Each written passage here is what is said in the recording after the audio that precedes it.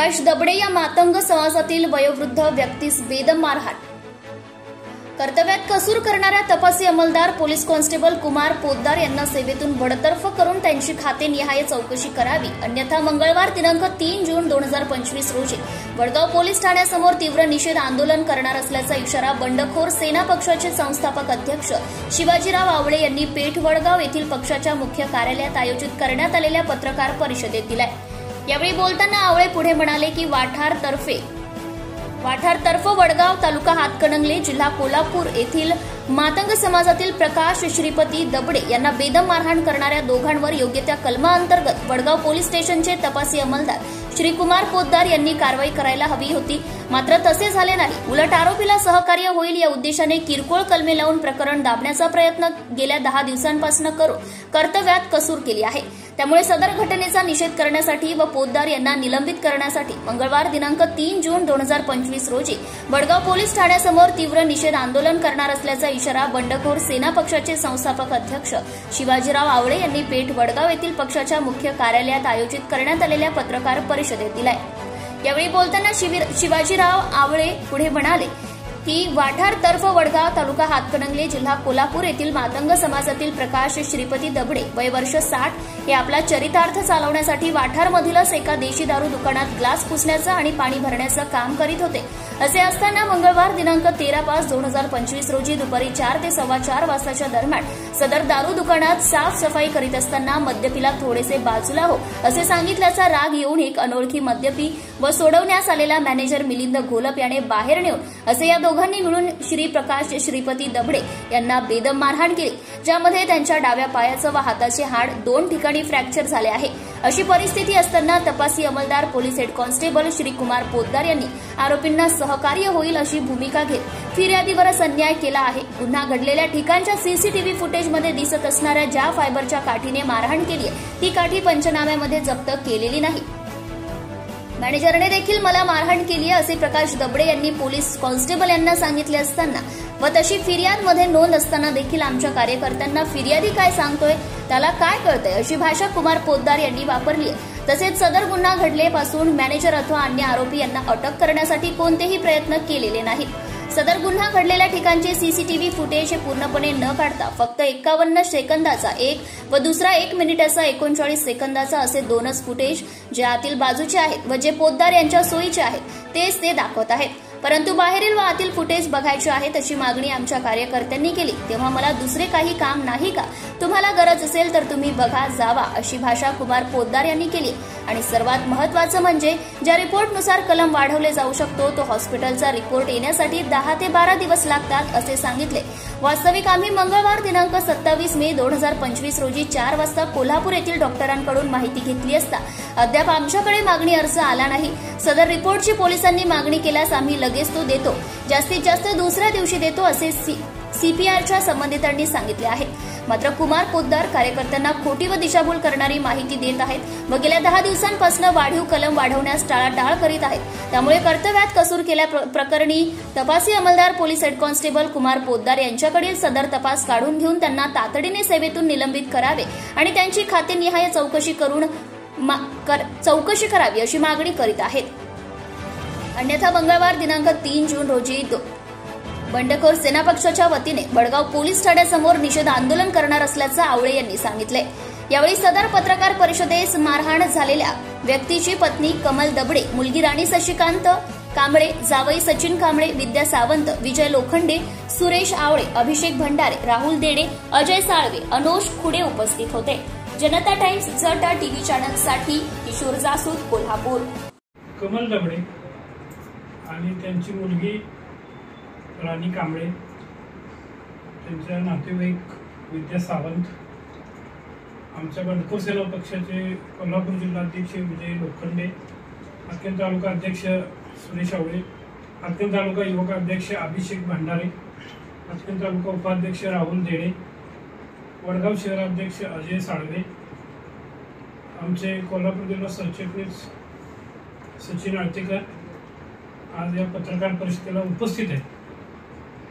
आज या पत्रकार परिषदेचा विषय म्हणजे वाठार तालुका हातकणंगले येथे प्रकाश श्रीपती दबडे हे एका दुकानमध्ये काम करत आहेत.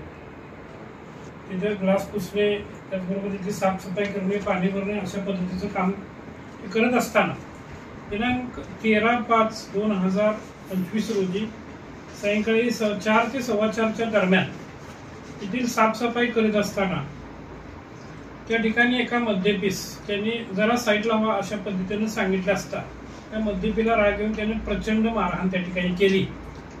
आणि ती मारहाण करताना त्या ठिकाणी तिथले मॅनेजर बघत होते. त्या मॅनेजरचं नाव मिलिंद घोलप. पण त्यांनी नंतर सोडवण्यासाठी ते मॅनेजर आले आणि पुन्हा मॅनेजरने देखील बाहेर नेऊन त्यांना मारहाण केली. या दोघांच्या मारहाणीमध्ये प्रकाश श्रीपती दबडे यांचा डावा पाय आणि डावा हात फ्रॅक्चर झालेला आहे आणि त्यांना ऑपरेशन करायला लागणार आहे असं CPRच्या डॉक्टरांनी सांगितलेलं आहे.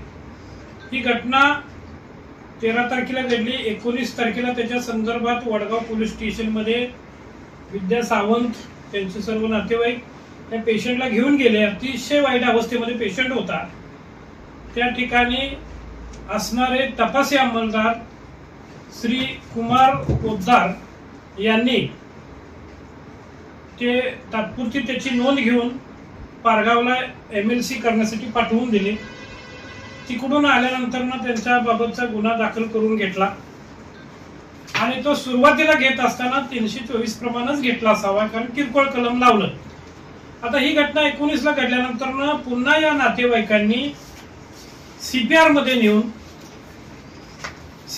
नेल्यानंतर CPRच्या डॉक्टरांनी तातडीने त्यांची तपासणी केली आणि तपासणी केल्यानंतर त्यांना एकदम सिरियस इंजुरी असल्याचं त्या ठिकाणी नोट केली आणि ऑपरेशन करावं लागणार आहे असा सल्ला त्यांनी डॉक्टरांनी दिला.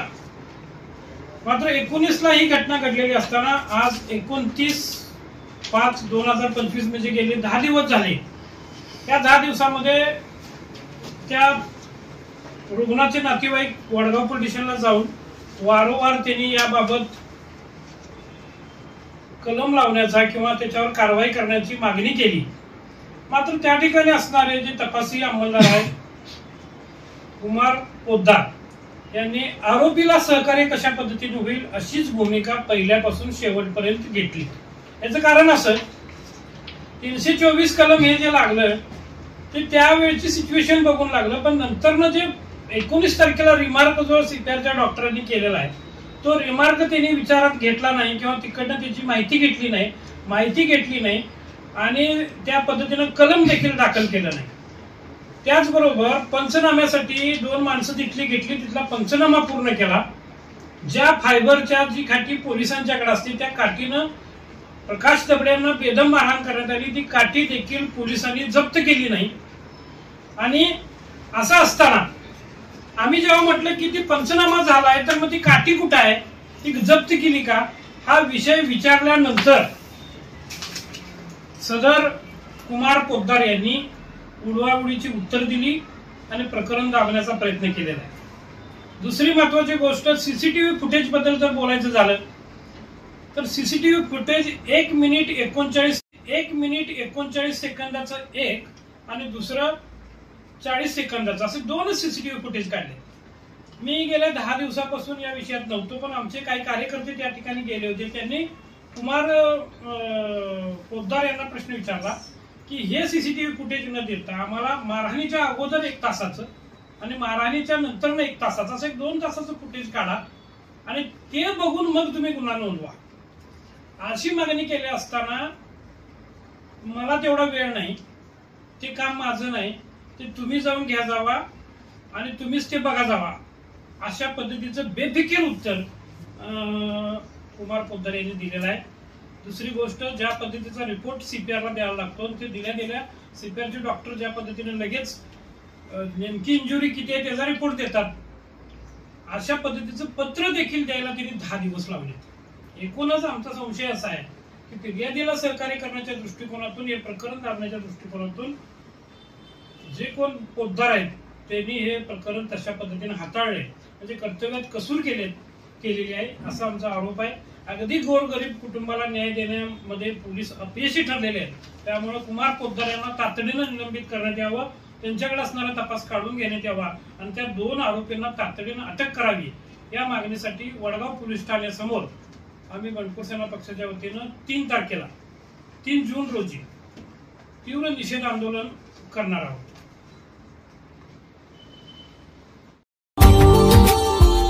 Subscribe now and press the bell icon. Never miss an update.